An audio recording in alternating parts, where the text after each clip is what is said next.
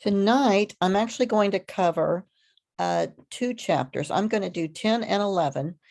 And then I'll be where I really want to be, which is a chapter ahead of you all.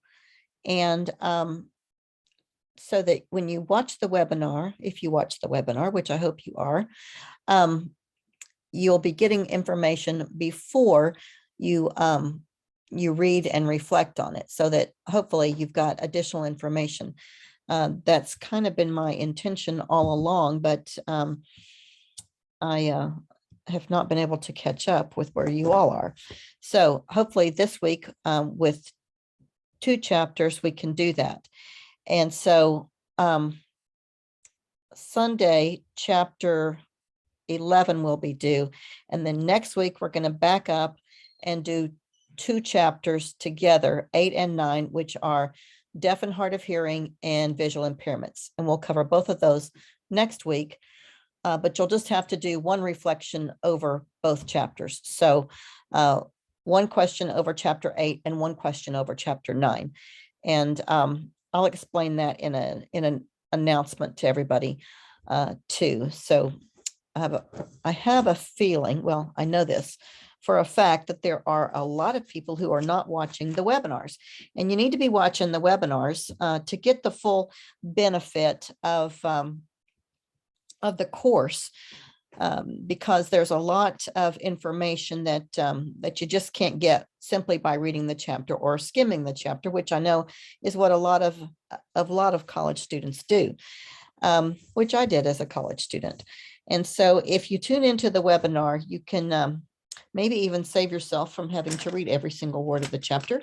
You get some of that from just listening to 30, 45 minutes, maybe as much as an hour of me talking, that you wouldn't have to read every single word of your chapter. I do want you to read as much of the chapter as you can, or at least skim it, and hit all the high points, because that's what's on your test.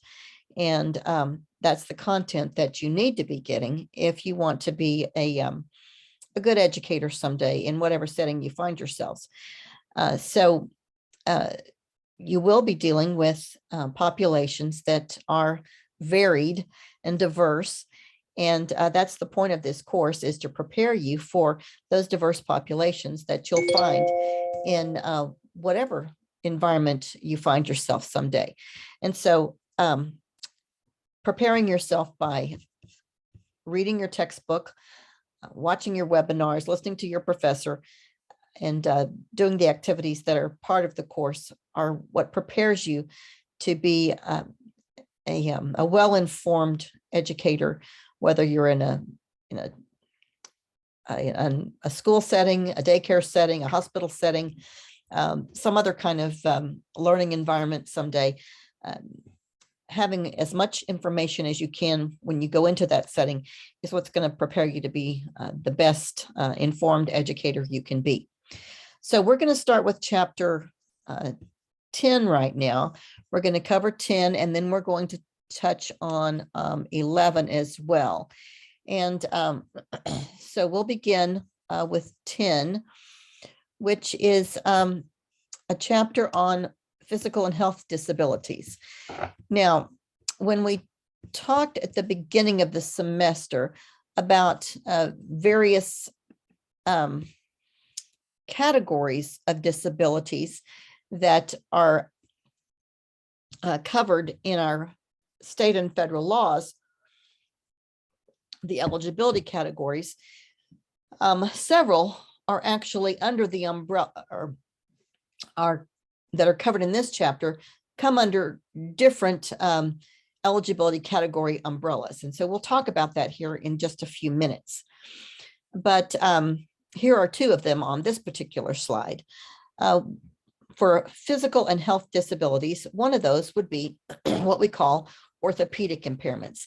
And these are students that that oftentimes we consider the face of disability, people who have disabilities that impair them physically and put them into sometimes a wheelchair, leg braces, the use of crutches, a scooter, other kinds of assistance or aid that help them with their mobility, usually of the legs, but sometimes it could be of the hands or arms, that kind of thing, and sometimes both. So an orthopedic impairment, as defined by the law, is one that is caused by a congenital anomaly, such as a club foot or the absence of some member, by disease such as poliomyelitis and bone tuberculosis, and these are just some for instances, and by other causes such as cerebral palsy, amputations, and fractures or burns that cause contractures. Now, those are all just for instances, examples of things that might impede somebody in an orthopedic way. But like I say, there can be lots of different causes, and just some of them are listed here. But anything that would impair somebody with arms or legs, giving them limited mobility or ability to use their hands, feet, arms, or legs. The second category that we'll talk a little bit about today is one that we call other health impairment. And as you can tell just by the name there, this is pretty all-inclusive, anything that would impair someone through their health. And so this is a disorder resulting in limited strength, vitality, or alertness, including a heightened alertness to environmental stimuli, which results in limited alertness with respect to the educational environment that's due to a chronic or acute health problem such as asthma, attention deficit disorder, or attention deficit hyperactivity disorder, diabetes, epilepsy, heart condition, hemophilia, which is a blood condition, lead poisoning, leukemia, nephritis, which is a kidney disorder, rheumatic fever, Tourette syndrome, and sickle cell anemia. So pretty all-inclusive of a lot of health issues. And that's why we call it other health impairment, because it does have a lot of latitude there as to what all is included. But you can see a couple of things there that are pretty common that you've heard a lot about in your own schooling, I'm sure. A lot of kids, and probably some in our class, who have been served with either special education or accommodations through Section 504 that we studied about earlier in this semester, because of attention deficit disorder or attention deficit hyperactivity disorder, ADD or ADHD, or maybe asthma or diabetes, some things like this that are not uncommon in the educational setting. And if they rise to the level of impacting a student in their educational environment, then the student would be eligible for special education services under this particular umbrella of other health impairment.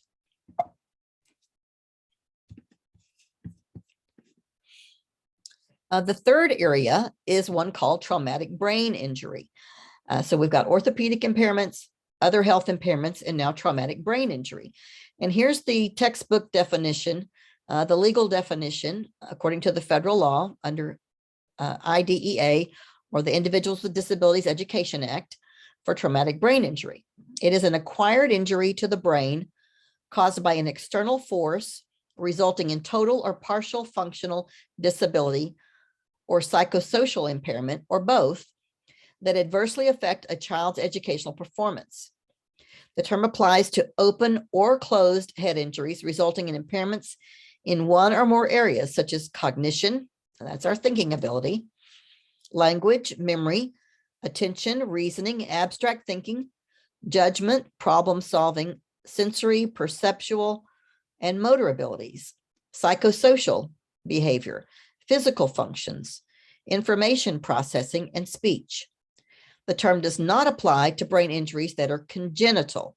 That means that happen before birth, or degenerative, things that cause gradual impairment over time, or to brain injury induced by birth trauma. So things that happen during the birth process are not included here, or things that happen before the birth process. Each condition requires an adverse effect on educational performance. So any one of these things that we've talked about requires that particular phrase included in the diagnosis to be met. An adverse effect on educational performance. So in theory, you could have a person who perhaps doesn't have use of their hands due to some sort of a birth defect. But if that doesn't impact them adversely educationally, then they might not need special education. Most people, I think, that don't have use of their hands would need some sort of accommodation or modification to the learning environment to be successful in the school setting. But there might be a case where that's not so. And in those cases, the person might not be eligible for special education services because of their ability to be successful without that. So what is the prevalence? Well, when you talk about all these together, it's about 0.99 or less than 1% of school-age children. And then they're broken down here. 0.10% for children with orthopedic impairments, 0.85% for children with other health impairments, and 0.04% for children with traumatic brain injuries. And you might say, oh, there was a lot more kids than that I remember who had ADD or ADHD in school. And that may be true, but they may not have had it to the level that required special education services. They may have just had ADD or ADHD to a degree that they needed some accommodations through Section 504 of the Rehabilitation Act of 1973 that we talked about earlier in this semester. And unless the problem rose to the level of needing special education, they wouldn't fall into this group that we see here represented on the screen. So let's talk about some orthopedic impairments that are the more common ones that we might see in schools or other educational settings these days. One of the most common is cerebral palsy. What are some causes of cerebral palsy? Well, the most common cause is damage to the brain before, during, or shortly after birth, probably related to prematurity and intrauterine development. There are 4 types, and they're listed here: spastic, athetoid, ataxia, and mixed. And the spastic type is when we see someone with very stiff movements. And you've probably all seen this in your daily life, or perhaps on television or movies. Athetoid is the type of cerebral palsy where the movements are involuntary. Ataxia is problems with balance and coordination, or there could be the kind that is mixed, and you might have a combination of one or more of these different types. And then I've got a list here of the areas of the body that are affected. And we've got monoplegia, that's when just one limb is affected. Double hemiplegia, that's when one whole side of the body is affected. Diplegia is when symmetrical parts of the body are impacted. And then you've heard of some of these terms here at the very bottom. Paraplegia is when 2 limbs are impacted. We usually think of that being the lower limbs, the legs. You've heard of somebody being a paraplegic. Triplegia is when 3 limbs are impacted, and quadriplegia is when all 4 limbs are impacted. And you all have heard of that before. Other associated conditions with cerebral palsy are seizures, not uncommon with people with CP. Often they have vision problems, hearing loss sometimes. They have difficulty with eating, feeding, and speaking problems. Sometimes the oral system is impacted, so you'll see problems with each of those. And about half to a third of people with CP have intellectual disabilities. So we cannot assume that somebody with CP automatically has an intellectual disability. It's certainly not across the board. And even though they may have difficulty speaking, they may have difficulty with movement, less than half of people with CP have intellectual disabilities. So we've got to keep that in mind. The next one listed here is spina bifida. Spina bifida is caused by a congenital disorder that results when the bones around the spinal cord don't close or grow together. There are 3 types here: spina bifida occulta, and this is the most common. The second one there is, I'm not even going to attempt to pronounce it. You can see it written there. It's the kind that is reparable with surgical procedures. And then the third one there is the most severe, where the spinal cord actually protrudes through the individual's back so that the nerves are exposed. And that one can be very debilitating to a child. The resulting complications from spina bifida, the child can be paralyzed. They have loss of bowel and bladder control, difficulty breathing and swallowing sometimes if it's severe. Oftentimes they have seizures, and 70 to 90% also have what we call hydrocephaly. Now, hydrocephaly is what we used to call water, on the brain. And it's not actually water, it's fluid that is on the cephaly, means the brain, and hydro means water. And so that's where there's fluid that gathers on the brain, and it can cause a lot of problems, and it can cause intellectual disabilities. And so some students with spina bifida do have intellectual disabilities, but certainly not all. Muscular dystrophy is another. The cause here, primarily genetic. It's a disorder characterized by a general and progressive weakening of the muscles. Duchenne muscular dystrophy is the most common. Onset usually occurs during the preschool years with this initial weakening in the lower leg area. Individuals usually need the use of a wheelchair by about the age of 10, a respirator by the age of 20, and death typically occurs in the early 20s, a very tragic disorder. And several of these that we'll talk about today are very tragic, and this is one of them. Epilepsy is the next one. And there's lots of degrees of epilepsy. It's an electrical dysfunction in the brain resulting from disease, injury, or developmental abnormalities. Results in problems with consciousness, movement, and or sensation. There are 2 types of onset. There's generalized and there's partial. And generalized affects large areas of simultaneously in both hemispheres of the brain. And we have what we call generalized tonic-clonic seizures. And that's what we used to call grand mal seizures, and probably what people typically think of when they think of epilepsy, where someone is lying on the ground and convulsing all over. That would be a tonic-clonic seizure. The second kind is very subdued and much more common. These are what we call absence seizures, or what we used to call petit mal seizures, where the person might just be looking off into space and actually is having a seizure, but oftentimes it goes unnoticed by others. And then we have partial epilepsy. This starts in one specific area of the brain and may or may not spread. We have simple partial seizures and then complex partial seizures.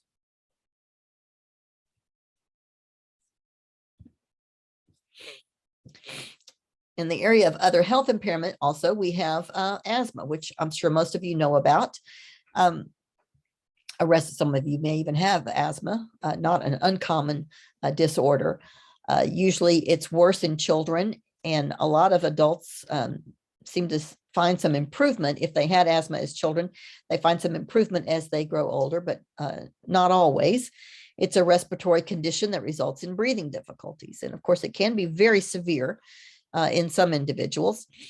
It's an inflammation of the airways or by tightening of the muscle around the airways. Typically results from exposure to various environmental conditions. It's characterized by wheezing, coughing, tightness in the chest, and it's usually treated with medications and inhalers. Now, this one is one of the saddest ones, like muscular dystrophy, a very tragic disorder. Cystic fibrosis is a recessive genetic disorder in which mucus, which is usually watery and moistens certain body organs, becomes thick and sticky. And it's a degenerative disorder with no known cure. It's like I say, it's a recessive genetic disorder. So both parents must be carriers of the defective gene.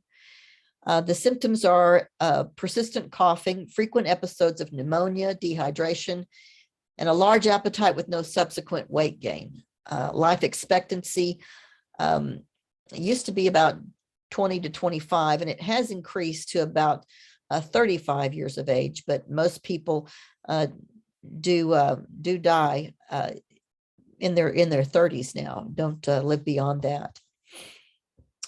My stepdaughters had this in their extended family. They have an uncle who passed away with this just a few years ago. And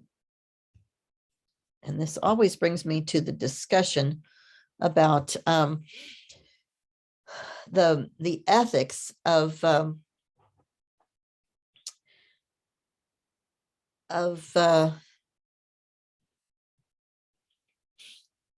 having children when there are genetic disorders like this. And if we were in a classroom setting, I usually have a discussion about that, and students fall on different sides of that issue, ethically speaking, whether it's ethically prudent or imprudent to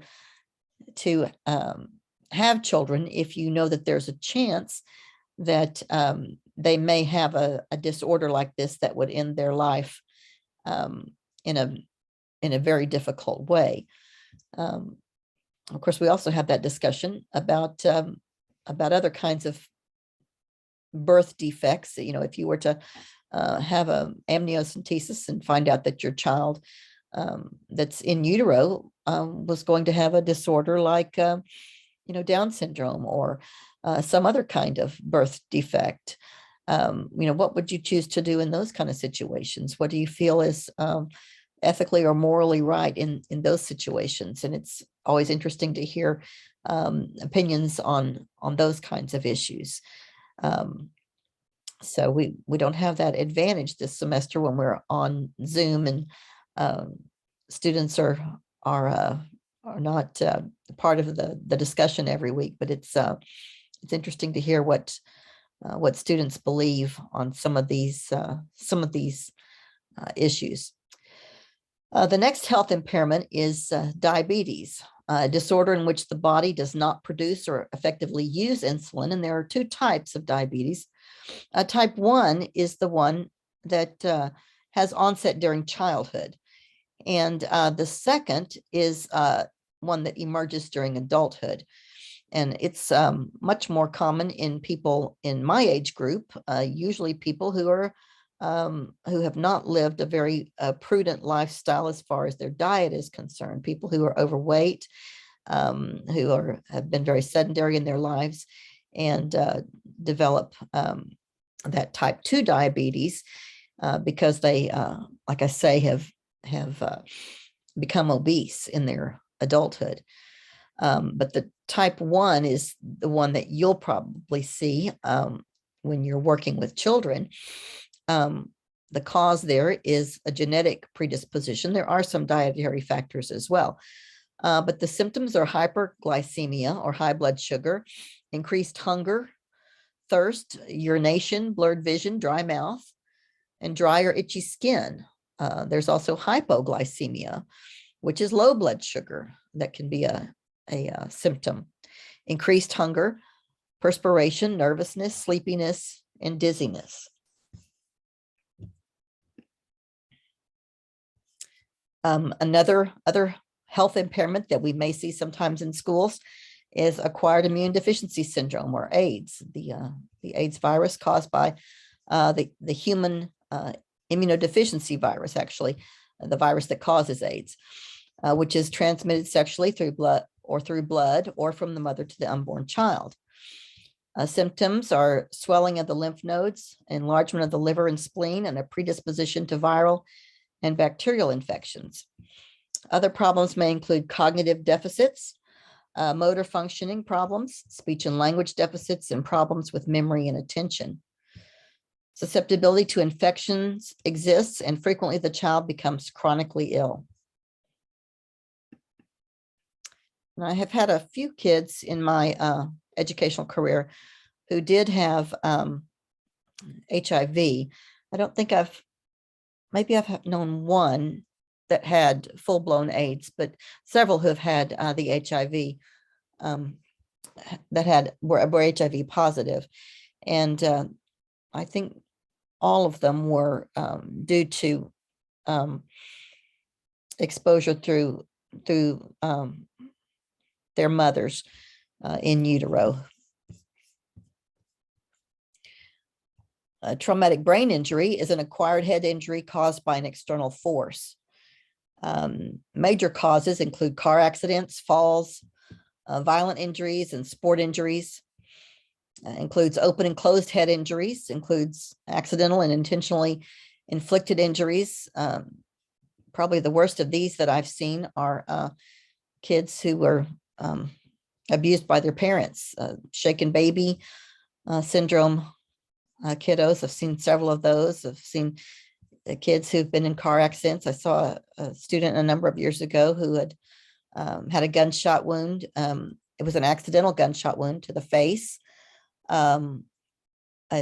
was on a hunting trip and received a gunshot wound that went through his jaw and came out the other side of his face. I worked with a young man who attempted to hang himself a few years ago, and he lived through the incident, but suffered brain damage as a result. So lots of different types of injuries can result in a traumatic brain injury. The characteristics of a TBI are very different dependent on the type and location of the injury, whether it's to the frontal, the parietal, temporal, or occipital lobe, the severity of the injury, whether it's mild, moderate, severe, or very severe, the age of the individual when the trauma occurs, and changes may be observed in the child's physical, cognitive, behavioral, and or academic functioning following a TBI. And we know that the brain has an incredible capacity to regenerate itself. And so after some of these events, the brain can heal itself in some ways. And so part of the brain can take over for the injured part. As some of you know, my mother has experienced 2 strokes in the last several months. And the way one doctor described it to us was that she's got a pothole in part of her brain now. And the doctor said, what you've got to do is your brain is going to learn how to just go around that pothole. The pothole won't ever go away, but your brain will learn how to go around that pothole and make pathways around the pothole. And that's exactly what's happened to her over time since the first stroke in December and the second one in January, is that her brain is regenerating. And even though she's 89 years old, the brain is working its way around the injured parts. And it's amazing to watch her recover some of those elements of brain function that we thought were gone. Her brain is figuring out ways to work around the injured parts. And of course, that can happen with children, I would say probably much more readily than it does with a really old brain. So how do we identify physical and health disabilities? Well, this is the purview of a medical doctor. Medical personnel are involved in the decision-making of all eligibility determinations of these subgroups. A wide array of disability types and needs among these groups are evident, so we have to have a lot of different personnel looking into it. We want to make sure that access to the general education curriculum is available and varied. Special health care issues are paramount. So some child might need a nurse on staff, whereas another student might not have that need. A lot of these students will have medication needs at school. Many of the students with mobility issues are going to have accessibility to classrooms and adaptive equipment and instructional technology. So that's the end of chapter 10. What I want to do now is a look at chapter 11. So chapter 11 is about autism. And I really like this chapter. It's a fun one. A lot of people think that autism is extremely widespread these days, but it's not as widespread as we might think it is. The term was originally coined in 1911, so the word autism has been around a while. It was coined by Swiss psychiatrist Eugene Bleuler, and it was used then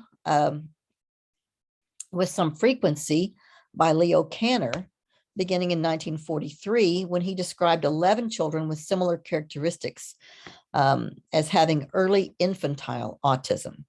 And this was in Europe during the war era that he began to describe children as having characteristics of autism. But again, this is a term that had been tossed around back in the early 1900s. The characteristics at that time were described as including onset before age 6, excellent rote memory, echolalia, which is saying the same words over and over that you've heard someone else say. So the speech didn't really have any meaning. It was repetitive speech.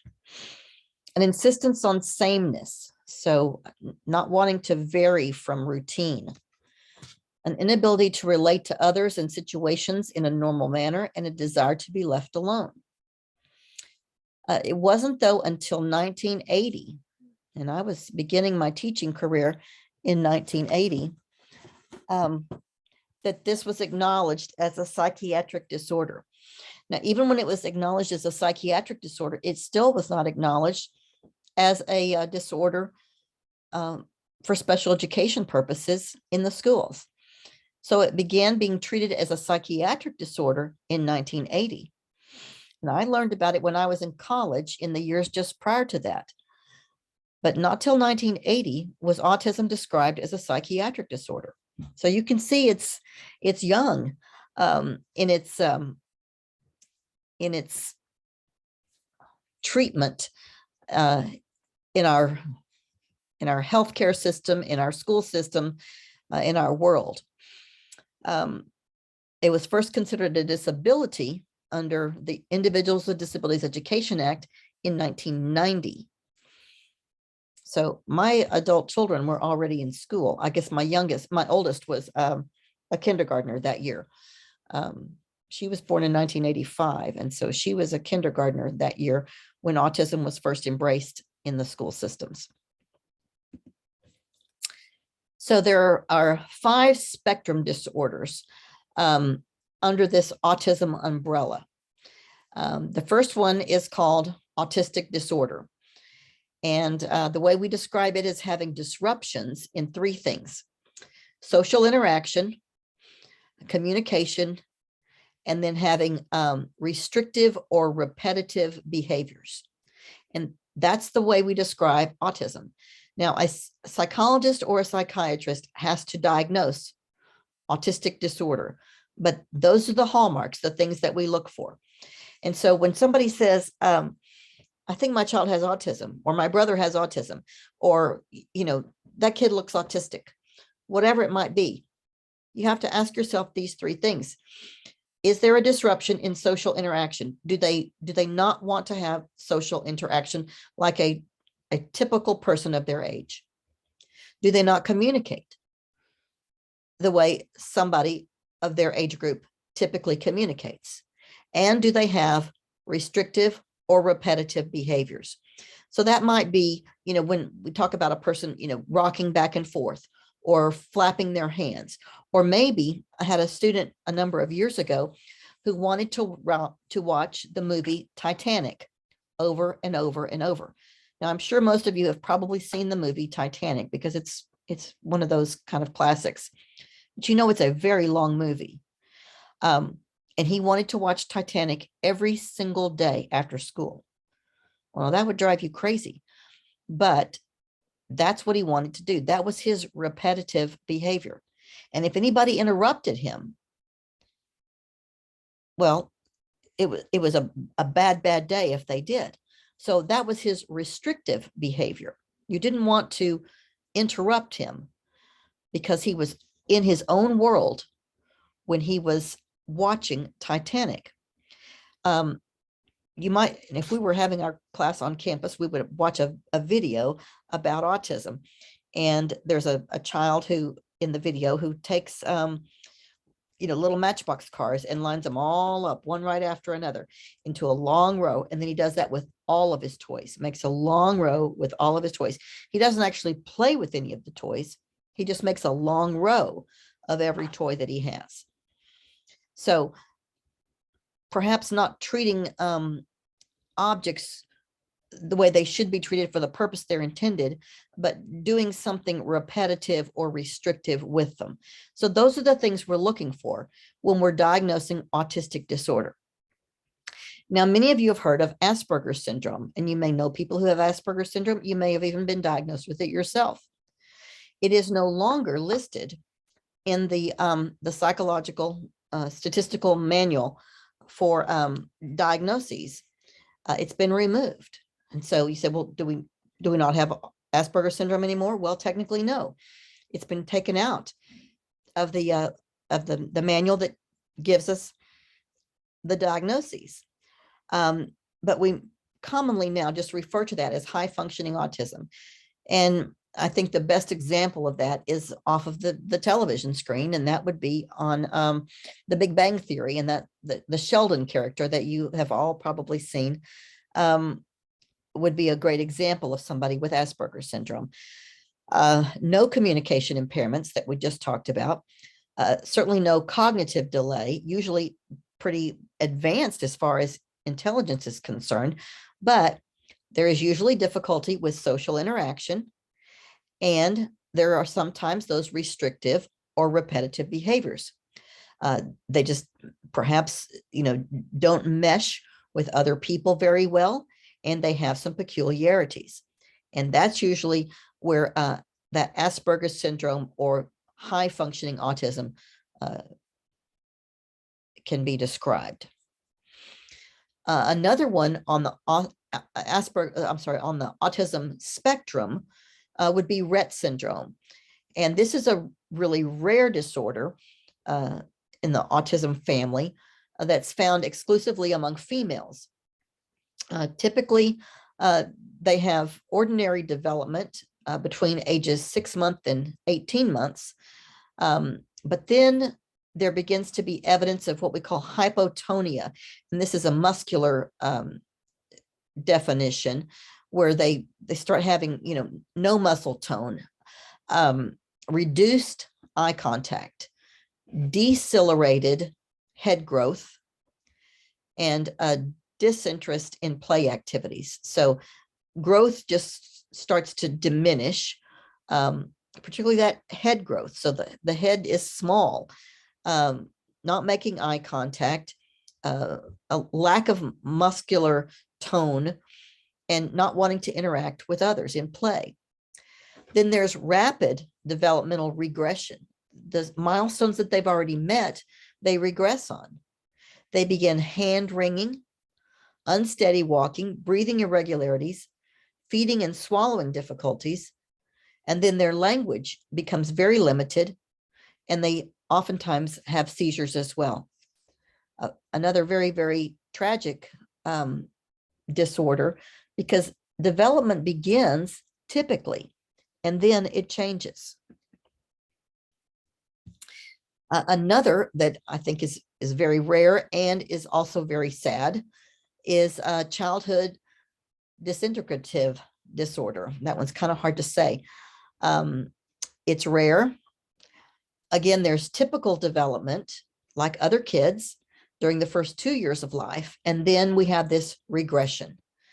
So again, very sad, because children with this disorder have typical development and growth for their age for the first 2 years. So mom and dad think that their child is just like every other child, normally developing for the first 2 years. And then this regression begins. Between the ages of 2 and 10, lots of regression going backwards as far as development is concerned. The affected areas include language, social skills, functional behavior, bowel and bladder control. So the child might already be potty trained, and then they go backwards with those things, feeding themselves, walking, talking, all of that. And then characteristics that the other characteristics of autism that we've already talked about are also evident. The next one is what we call pervasive developmental disorder not otherwise specified, which is a really long name. We abbreviate that PDD-NOS. Some people just call it PDD. And this is when the child is diagnosed with some of the characteristics of autism, but not all of them. And so the diagnosis is kind of fuzzy, and we can't say for sure that the child has full-blown autistic disorder, but there are some characteristics there, and we can't say that they don't have it. So what is the prevalence of autism? This is where experts are widely varied in their opinions. Autism itself is the most prevalent of the spectrum disorders. There are about 10 per 10,000. 0.29% of children ages 3 to 21 receive services under the autism category through IDEA. But the category is increasing with about 10% or more annual growth.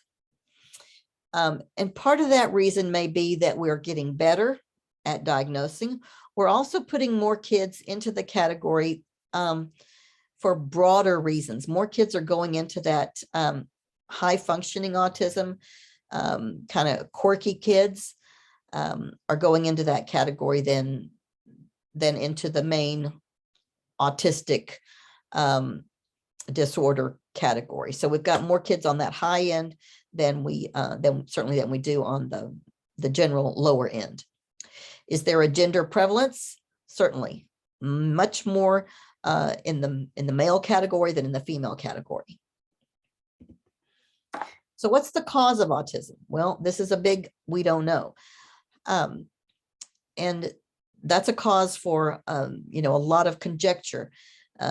There's been a lot of guessing in the last few years. Is it caused by childhood vaccinations? Is it caused by diet? Is it caused by, lead in the environment? Is it caused by genetics? Is there a genetic predisposition? Is it the way the mother treats the baby? I certainly don't think it's caused by the way the parents treat children. I think it's much more involved than that. I don't think it's caused by vaccinations. I think that's been disproved pretty resoundingly. I do think that there may be some genetic factors. I have seen it run in families.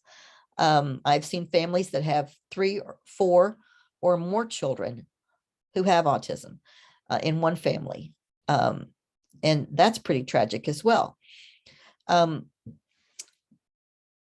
seen families with what I would consider mild autism, that where the parents seem to have what we used to call Asperger's syndrome, and then the children do as well.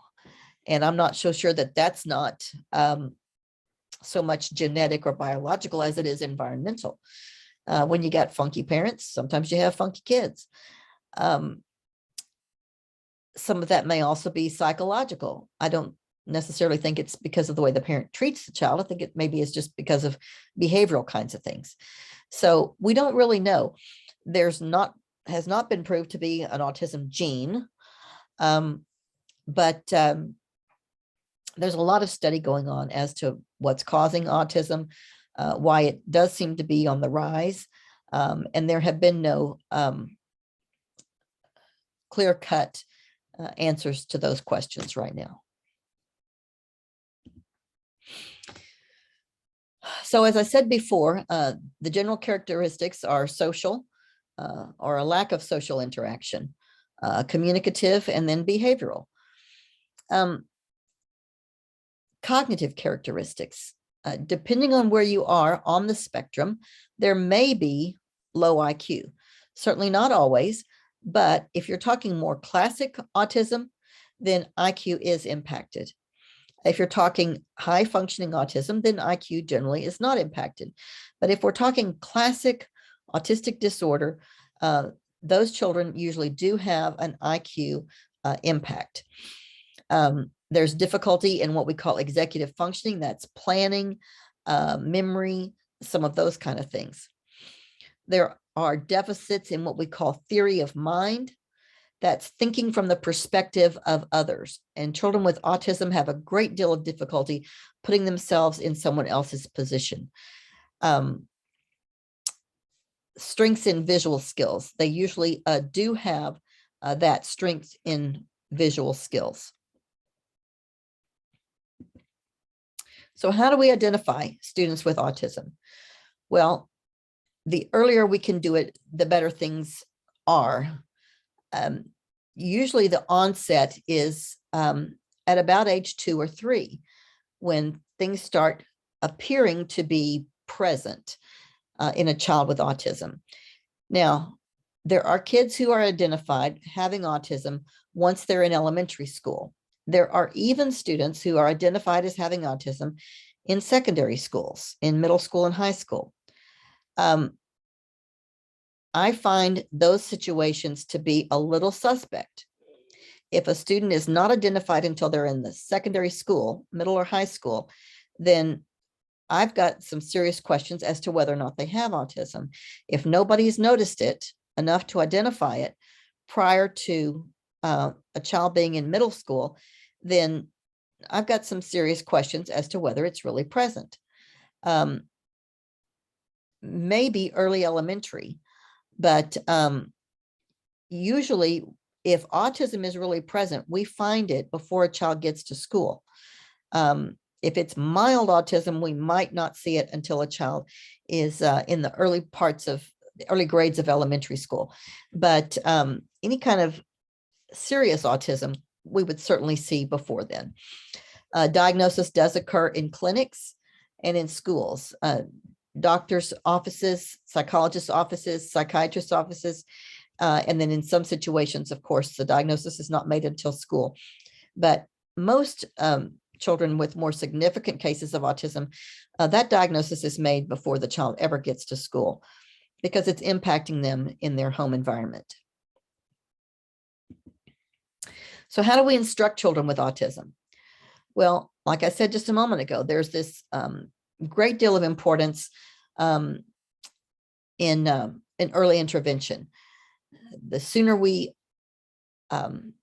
note that autism is present, the sooner we can begin to intervene. There's a technique called applied behavior analysis that's has generally been pretty successful with children with autism. It's breaking tasks down into their most minute parts and teaching those parts to a child with autism. It's a lot of repetition, a lot of one-on-one instruction, a lot of consequence to to behavior and teaching a child with autism the most basic task, and then giving immediate feedback. So lots and lots of feedback at a really basic level. And that's what applied behavior analysis is. I believe there's a YouTube video that I have at the end of this presentation that gives an example of that. And you all can look at that at your leisure when you go back and look at the PowerPoint.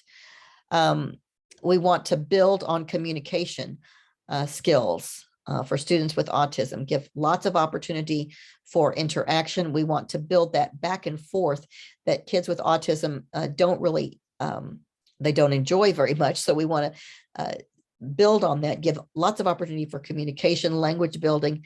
The next bullet there is social skills. So opportunity for reciprocity, back and forth with communication and social skills. What does it mean to share? What does it mean to partake in activities that are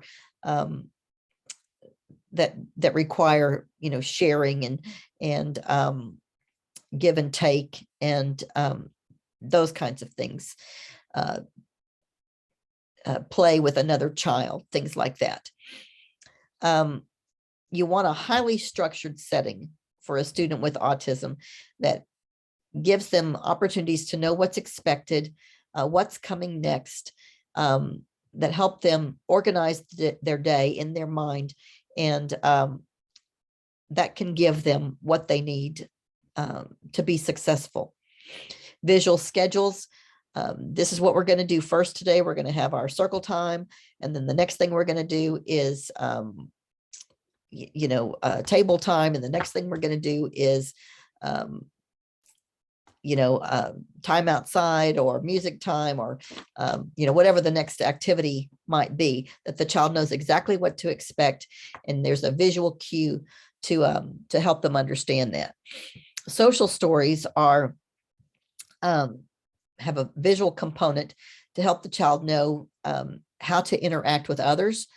Perhaps the social interaction that we're wanting from the child is, teaching them how to greet others first thing in the morning. And we would go through that step by step through a social story. When you get to school, the first thing you want to do is greet your teacher with making eye contact and then saying good morning, and then taking your backpack to your chair and sitting down. And those are the steps of your first steps in the morning. And then you would go over that again and again and practice that with the child and give them some sort of affirmation that what they're doing is correct. So here's that YouTube link that I was telling you about. Watch that at your leisure and get some ideas about autism instruction in a classroom. And that is our chapter on autism. That will be due this weekend. And then next week, like I said at the beginning, we'll do chapters 8 and 9. So we'll go back just a little bit, but we'll do 8 and 9 together. And you'll just have one reflection for chapter 8, one reflection for chapter 9. And I'll put an announcement up about that. That'll be due the following week. So that's the end of tonight. Any questions? I'm all good. Okay, then we'll call it a day. And I'll see you next time. Thank you.